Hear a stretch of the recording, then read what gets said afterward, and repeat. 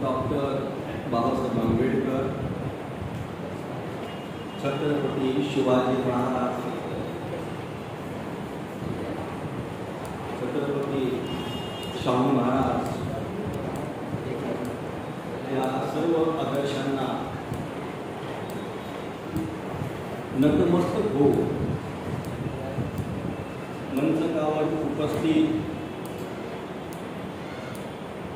जे घटनेवर अधिकारवाणीने बोलू शकतात असे सुरेश सावंतजी, माझ्या या 40 वर्षाच्या अनुभवात न्यायालयामध्ये आंबेडकरी विचारांचे जी वकील आहे, जे प्रभावीपणे बाजू मांडू शकतात असे 2 वकिलांचे मी नाव घेऊ शकेन. ते म्हणजे संघराज रुपवते आणि दुसरे म्हणजे सहकारी विषय फडणवीस. त्याचप्रमाणे असलेल्या काही मी सर्वांची नावं घेणार नाही, कारण इथे बसलेले जवळजवळ 90% लोक हे माझे मित्रच आहेत, कारण माझा जन्म इथेच आहे. त्याच्या कार्यकर्त्यांनी आतापर्यंत अरुण केदारे आहे, दासाहेब यादव आहे, अरविंद मोरे, आमचे संदेशजी, अरुणला यादव साहेब, तर ह्या सर्व कार्यकर्त्यांनी आपली हयात घालवली समाजकार्य. आणि मग अशी मामाला बोललो मी, मामा तुम्ही आयुष्यामध्ये खूप काम केलं, परंतु सर्वात महत्वाचं मुख्य काम तुम्ही ती संविधान परिषद आयोजित करून केली. की मी असं का नाही म्हणतो, मी जर एखाद्या माणसाला म्हटलं की आपण हिंदू आहोत आणि आपण हिंदू म्हणून सर्व एकत्र येऊ, आपण बौद्ध म्हणून एकत्र येऊ, कोणीही खऱ्या अर्थाने पूर्णपणे एकत्रित येत आहे, तो जवळ येत. आणि आजच्या युगामध्ये जर तुम्हाला समाजामध्ये एकत्र यायचं असेल तर त्याचं माध्यम फक्त आणि फक्त संविधान. मगाशी आश्लेषक ताईंनी उल्लेख केलेला की त्या मला बोलता की मागे दिग्गज बसले, मला भीती वाटते, मी काय बोलतो. आता ताई तुम्ही बोलत आम्हाला भीती वाटते की आम्ही काय, कारण त्यांचं जे भाषण होतं, ज्यांचा अभ्यास असेल त्याच्या लक्षात येईल की त्यांचं पहिले 50% भाषण सुरुवातीचं ते ॲनिमेशन ऑफ ताक होतं. त्याने बऱ्याच मुद्द्याला हात घातले. आणि आमचे मित्र यादव यांनी सुरुवातीला एक फार महत्वाचा केला की कोणतेही संविधान ही त्या काळाची निर्मिती असते आणि त्यामुळे त्यामध्ये बदल करण्याची जरूर असते आणि बदल करता येतो. मी या ठिकाणी आज वेळेअभावी अधिक बोलणार नाही, कारण मला तिथून आपल्याला माहिती 2 कार्यक्रम लागले याच्यानंतर. परंतु मी जो मुद्दा पकडणार आहे या ठिकाणी फक्त तो संविधान बदलण्याचा. ज्याप्रमाणे आपल्या मनामध्ये असेल संविधान बदललं, तो ते माझ्या मनात आहे आर्टिकल 360, संविधानामध्ये बदल करण्याची केलेली व्यवस्था. प्रश्न असा होतो की संविधान निर्माण झाल्याच्या नंतर आपल्या संविधानामध्ये जवळजवळ 100च्या पुढे दुरुस्त्या केल्या. एक 75 वर्षाचा काळ.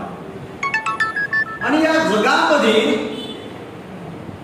पहिलं लिखित संविधान हे अमेरिकेचं आहे 1787.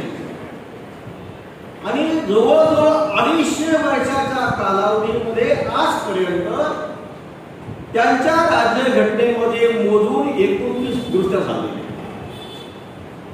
मग यावर लक्षात येईल आपल्या संविधानामध्ये जास्त बदल केले गेले त्याचं कारण एक तर संविधान तुमचं चूक असावं किंवा तुमचे संविधान जे बदली करतात राज्य करते ते चूक असावं.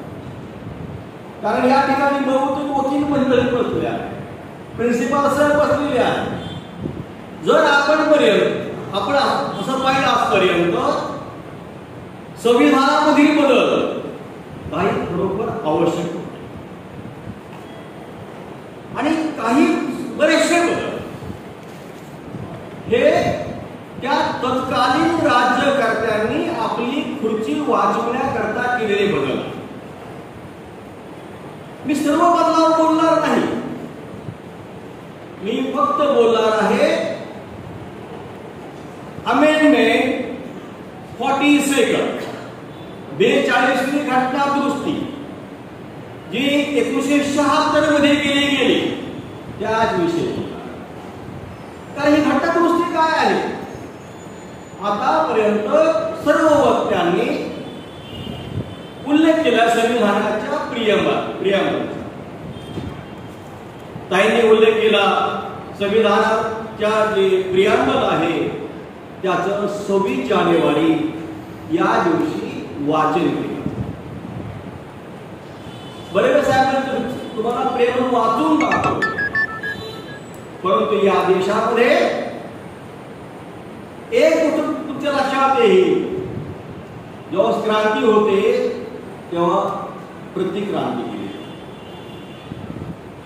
म्हणून बाबासाहेब पुस्तक केलेलं आहे. त्याला थोडा देखील जात नाही आता, पण ही प्रतिक्रांती कशी चाललेली आहे. घटना समितीवरती जवळजवळ 300 लोक होते, अतिशय विद्वान लोक होते, हे कुणी नागरू शकतो.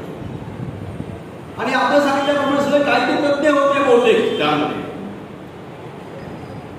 मग असं असताना या घटनेमध्ये असं काय त्या वेळी वाटलं लोकांना 76 मध्ये घटना दुरुस्ती करावी, एक मुद्दा राहून जाईल की क्रांती आणि प्रतिक्रांती.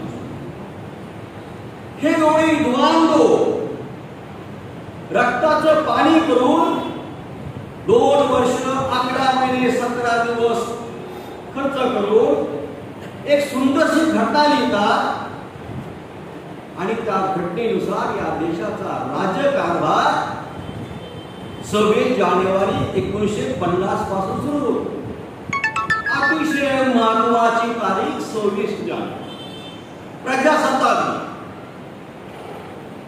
पण होतंय काय देशामध्ये की प्रजासत्ताक दिन झालाय. कशामुळे झालाय? घटनेमुळे. आणि घटना कधी लिहिली आहे? एका अस्पृश्याने, डॉक्टर आंबेडकर. मग त्यांच्या नावाला, त्यांच्या कार्याला गोबाय मिळाला पाहिजे, बायपास झालं पाहिजे, असं काहीतरी धोरण आपण केलं पाहिजे, स्वीकारलं. बरेच साहेब आपण पूर्वी झोपडपट्टीमध्ये राहिलो, आज सोसायट्यांमध्ये राहत आहोत. 26 जानेवारीला काय होतं सोसायट्यामध्ये? प्रत्येक सोसायटीमध्ये 26 जानेवारीला सत्यनारायणाची महापूजा आयोजित केली. आणि का केली जाते? फक्त आंबेडकरांच्या नावाला गोब्या बरोबर बायपास करा म्हणून. हे आपण हाणून पाडलं. मी ज्या सोसायटीमध्ये राहतो त्यामध्ये फक्त 2 बौद्ध आहेत, बाकी सगळे इतर धर्मी. त्यांनी एक मीटिंग बोलवली नेहमीप्रमाणे. या वर्षी 26 जानेवारीला आपल्याला सत्यनारायणाची महापूजा करायची. जरी तुमचं मत अल्पमतात असलं तरी का आपण घाबरायचं नसतं, विचार मांडताना मागे पुढे पाहायचं नसतं. मी त्यांना म्हणालो, या देशामध्ये जी प्रतिक्रांती चाललेली आहे की आंबेडकरांचं नाव धरण्याकरता चाललेली आहे. माझा या सूचनेला विरोध आहे. तुम्ही जर सत्यनारायणाची पूजा करायची असेल मी त्याला विरोध करत नाही. ती 364 दिवस करा, पण या दिवशी त्या दिवशी त्यांनी मान्य केलं. ठराव पास झाला की आपण नंतर करूया. मी बाहेर गावी असल्यामुळे कामानिमित्त पुन्हा ते सुरू झालं. पुन्हा मागे येतोय आता की प्रियांबलचा उल्लेख होतोय घटनेमध्ये 368 कलम आहे, घटना बदलेचा अधिकार होतोय. पण याच्यामुळे झालंय काय, काही गोष्टी फायद्याच्या घडल्या. बेसिक स्ट्रक्चरचा उल्लेख केला काही नाही, लॉचे स्टुडंट आहेत केशवराज भारती, त्या खोलात न जाणार नाही मी. आपल्या घटनेमध्ये आपल्या घटनेची बेसिक स्ट्रक्चर काय आहे याचा उल्लेख कुठे केला. मी घटनेचा अभ्यासक आहे, घटनेचा प्राध्यापक आहे, मी एल शिकवतो. या जगामध्ये 197 लिखित राज्यघटना आणि ह्या 197 लिखित राज्यघटनेमध्ये एकाही राज्यघटनेमध्ये सांगितलेलं नाही की या घटनेची बेसिक स्ट्रक्चर मूलतत्व काय आहे. फक्त एक जर्मन कॉन्स्टिट्यूशन आर्टिकल 78 त्यामध्ये म्हटलं की कलम 1 ते 24 ही घटनेची मूलतत्व आहे, गाभा आहे. म्हणजे फक्त एक राज्यघटना सोडली तर कुठल्या राज्यघटनेमध्ये मूलतत्व काय आहे हे सांगितलेलं नाही, आपल्या राज्यघटनेत सांगितलेलं नाही. फक्त सुप्रीम कोर्टाने एका निकालामध्ये सांगितलं आहे आणि तेव्हापासून तो एक संकल्पना या देशात निर्माण झाली. मी मग अशी म्हणतो तुम्हाला की घटना बदल करताना काही गोष्टी चांगल्या झाल्या आणि काही वाईट झाल्या. 76 मध्ये 42 घटना दुरुस्ती होते आणि घटनेमध्ये एक शब्द टाकला जातो की ज्याला आम्ही म्हणतो सेक्युलरिझम, निधर्मीवाद. या निधर्मीवादाची संकल्पना ही आपल्याला जशी वाटते तशी अजिबात. कायद्याच्या विद्यार्थ्यांना आम्ही विचारतो आणि स्पेशली इलेक्ट्रिकच्या विद्यार्थ्यांना की ही कल्पना म्हणजे नक्की काय, what is the meaning of secularism. उत्तर मिळतं सर्व धर्म समभाव. असं उत्तर जर सामान्य विद्यार्थ्यांनी दिलं आम्हाला काही वाटत नाही, पण जो कायद्याचा अभ्यासक आहे त्याने हे उत्तर दिल्यानंतर आम्हाला ते पटलं. मग धर्मनिरपेक्षतेमध्ये काय, तर धर्मनिरपेक्षता म्हणजे कोणताही धर्म हा त्या देशाचा धर्म आहे. आपल्या देशामध्ये आपल्या राज्यघटनेमध्ये असं कुठे म्हटलं नाही की हा आमच्या देशाचा धर्म. पाकिस्तानमध्ये तुम्ही जर गेला तर त्यांच्या देशाचा धर्म हा इस्लाम आहे. इस्लाम होतात इस्लामिक रिपब्लिक. अनेक देशामध्ये वेगळे प्रयोग केलेले आहेत. आमच्या देशामध्ये मात्र कुठे म्हटलेले नाही की आमचा देश निधर्मी आहे. निधर्मवाद हा काय आहे मग हे समजून घेताना तुम्ही त्याची पार्श्वभूमी लक्षात घ्या. निधर्मवादाचा जो बेस आहे, जो ॲडव्होकेट आहे, तो एक इंग्लिश माणूस की ज्याने 1851 मध्ये निधर्मवादाची संकल्पना रूढ केली आणि या देशामध्ये पंडित नेहरूने त्याचा पुरस्कार. आपल्या घटनेमध्ये मात्र निधर्मीवाद किंवा निधर्म सेक्युलरिझम हा शब्द नव्हता. तो आलाय 1976 मध्ये 42व्या घटना दुरुस्तीने आले. हे पुन्हा मी सांगत आहे, त्याला कारण तुमच्या मनात प्रश्न निर्माण होईल. जे सामान्य विद्यार्थी आहेत ते म्हणतील की आपला देश, आपली राज्यघटना ही 1976 पासून निधर्मी झाली. बांधवांनो, हे काही खरं नाही, साफ चूक आहे. आपण घटनेचा जेव्हा अभ्यास करतो, घटना समितीचे डिबेट वाचतो, तेव्हा तुमच्या लक्षात येईल की जर तुम्ही प्रियांबल वाचलं, फंडामेंटल राईट्स वाचले, directive principle of state policy वाचले, मी सगळे कलमाचे नंबर सांगणार नाही कारण वेळ कमी, तर तुमच्या लक्षात येईल की आपला देश आणि आपली राज्यघटना ही सुरुवातीपासून निधडली. घटना कधी वाटलं नाही की आपण घटनेमध्ये कुठेतरी सांगू की आमचा देश निधर्मी आहे, आमची राज्यघटना निधर्मी. त्यांना वाटलंच, कारण जर संपूर्ण गाभा तुमचा निधर्मीवादावर आधारित आहे तर त्याचं पुन्हा सांगायची गरज काय. हे घटनाकारांनी आपल्या मनात ठेवलं. मग पुन्हा तुझे निर्माण होईल की जर असं होतं तर 76 मध्ये ते कलम घालण्याचं काम कदाचित मी तर म्हणतो ब्रिटिश आले, देशावर उपकार करून गेले आणि त्या काळात जे काही सरकार असेल 76चं, त्यांनी देखील या देशावर खूप मोठे उपकार केले, कारण त्यांनी तो शब्द आत टाकून खूप मोठी मेहनत केली, काम केले. कदाचित त्यांना वाटलं असेल त्या काळामध्ये भविष्यामध्ये एखादं सरकार येईल, त्याची विचारसरणी वेगळी असेल आणि ते सांगतील की ही राज्यघटना हा देश निधर्मी नाही, म्हणून त्यातून शब्द टाकला बांधवांनो. म्हणून आज ते आपल्यावरती हे खरं शुद्ध कारण. मला ह्या सत्र आणखी सांगतो की त्या सरकारने जे काम केलं ते महत्वाचं का आहे. घटनेत शब्द येतोय निधर्मी, सेक्युलरिझम हा शब्द येतोय, आणि त्या काळचे गृहमंत्री राजनाथ सिंग निर्लज्जपणे लोकसभेत वक्तव्य करतात. सेक्युलरिझम मतलब धर्मनिरपेक्षता नाही, तो पंथनिरपेक्षता.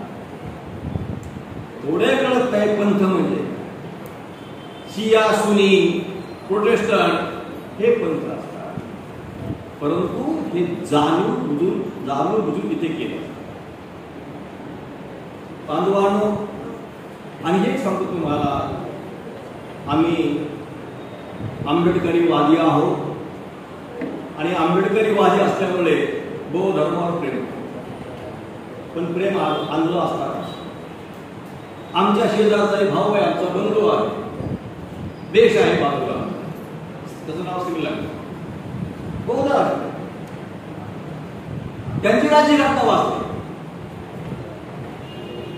त्या राज्यघटनेमध्ये चॅप्टर 2 आहे, दुसरा भाग आहे आणि कलम 9, आणि त्यात सांगितलेलं आहे की सरकारचं कर्तव्य आहे की बौद्ध धर्माचा फैलाव होईल.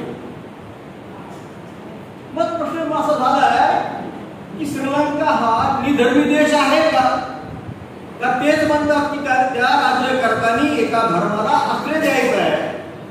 सुदैवाने जसं आपल्या सुप्रीम कोर्टाने मोठं काम केलंय, त्याचप्रमाणे त्यांच्या सुप्रीम कोर्टाने 1978 मध्ये एक निर्णय दिला की तुमची राज्यघटना आणि तुमचा देश म्हणजे श्रीलंका हा निधर्मी. मग अशी मी म्हटलं तुम्हाला की आमचा देश, आमची राज्यघटना ही सुरुवातीपासून निधर्मी. हे मी नेहमी बोलतो आणि माझे एलएनचे विद्यार्थी प्रश्न करत असत, तुम्ही असं म्हणता 76 पूर्वी देखील आपली राज्यघटना ही निधर्मी होती, सेक्युलर होती, याला काहीतरी बेस आहे का? निश्चित बेस आहे. मला माझं कर्तव्य एक टीचर म्हणून त्यांना पटवून देणं. बांधवांनो, जर तुम्ही घटना समितीचे डिबेट पाहिले, त्यामध्ये 3 एप्रिल 1948 साली घटना समिती समोर एक ठराव आला आणि त्या ठरावावर भाषण करताना मोठे कायदे पंडित के मुसी यांनी जे भाष्य केलेलं आहे त्या त्यांच्या एका वाक्यामध्ये आमचा देश आणि आमची राज्यघटना ही पूर्वीपासून निधर्मीवादी आहे हे शिकलं. ते काय म्हणून भाषण करताना ते म्हणतात की आज घटना समिती समोर जो ठराव आलेला आहे रिझॉल्युशन ते दुसरं तिसरं काही नसून it is definition of secularism. हा सेक्युलरिझमचं डेफिनेशन आहे. याचा अर्थ काय होतोय? घटना समितीमध्ये संपूर्ण सदस्य जवळजवळ 90% सदस्य हे निधर्मीवादाच्या बाजूचे होते. म्हणून बांधवांनो, घटनाकारांना कधीही वाटलं नाही की आपण तो शब्द घटनेमध्ये टाकावा. जाता जाता एक गोष्ट आणि सांगू शकतो इच्छितो. मी श्रीलेखीचा उल्लेख केला की जरी त्यांची घटना अशी असेल की बौद्ध धर्माला तुम्ही प्रोत्साहन दिलं पाहिजे, परंतु ती घटना आणि तो देश निधर्मी आहे, भारत निधर्मी आहे. अशाच प्रमाणे अमेरिकेची राज्यघटना आणि जर ऑस्ट्रेलियाची राज्यघटना पाहिली ते देखील निधर्मी. अमेरिकेमध्ये फर्स्ट अमेंडमेंट केली गेली 1789 आणि त्यांनी त्यांच्या घटनेमध्ये सांगितलं की अमेरिका हे धर्मी राष्ट्र. ती तशी संकल्पना कलम 116 नुसार ऑस्ट्रेलियाच्या राज्यघटनेमध्ये दोन्ही राज्यघटना निधर्मी आहेत. आमची राज्यघटना आहे, परंतु अमेरिकेची राज्यघटना ऑस्ट्रेलियाची राज्यघटना आणि आमच्या राज्यघटनेमध्ये तो निधर्मवाद आहे, तो मात्र जरा वेगळा. आमच्या सरकारला आमच्या घटनेनुसार धर्माच्या बाबतीमध्ये काही कायदे करण्याचा अधिकार. एखाद्या धर्माकरता चांगला कायदा करता येईल, त्याला मदत करता येईल. आपण पाहतोय आषाढी एकादशी आता कुंभमेळा चाललेला आहे, तिकडे हजची यात्रा होते, त्याकरता सरकार मदत. परंतु अमेरिकेमध्ये आणि ऑस्ट्रेलियामध्ये तरी शब्द वापरला आहे वॉल ऑफ सेपरेशन. असे भिंत आहे मध्ये आमच्या सरकारच्या आणि धर्माच्या. सरकारला धर्माच्या बाजूने काय करता येणार नाही आणि त्याच्या विरुद्धही काय. डॉक्टर आंबेडकरांनी मात्र यामधला मध्यबिंदू साधून ही वॉल ऑफ सेपरेशन स्वीकारली नाही आणि त्यामुळे कदाचित आपल्या राज्यघटनेमध्ये ज्या काही तरतुदी केल्या आहेत, उदाहरणार्थ रिझर्वेशनच्या आहेत किंवा मंदिर प्रवेशाच्या आहेत, त्या त्यांना शक्य झालेल्या आहे. सरकारला काही गोष्टी चांगल्या करता येतात. सगळ्याचा एकच उद्देश आहे की घटना दुरुस्तीने काही गोष्टी चांगल्या केलेल्या आहेत, त्याचा फायदा झालेला आहे. आणि शेवटी एक सांगतो, बर्वे साहेब, घटना बदलणं एवढं शक्य नाही आणि बदली केल्यानंतर त्याच्याशी आपण लढण्याची देखील गरज नाही. कारण सुप्रीम कोर्टाने आतापर्यंत जे निकाल दिलेले आहेत त्याने सांगितलेलं आहे तुम्हाला घटना बदली करता येईल, परंतु ती संपूर्णपणे चेंज करता.